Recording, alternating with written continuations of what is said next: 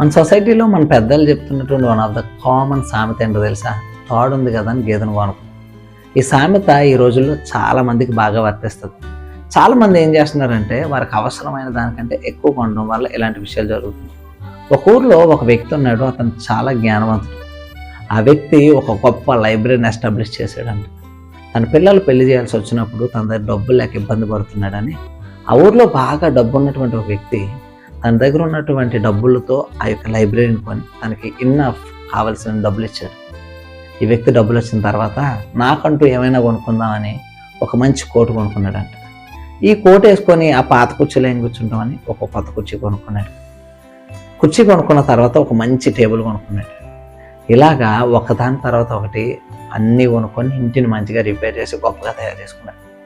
పిల్లలకు పెళ్లి చేయడానికి డబ్బులు లేకుండా పోయి ఈ రోజుల్లో చాలామంది ఇదే చేస్తున్నారు. అందుకే మన పెద్దవాళ్ళు అన్నారు, తోడుంది కదా అని గేదెను కొనకన్నారు.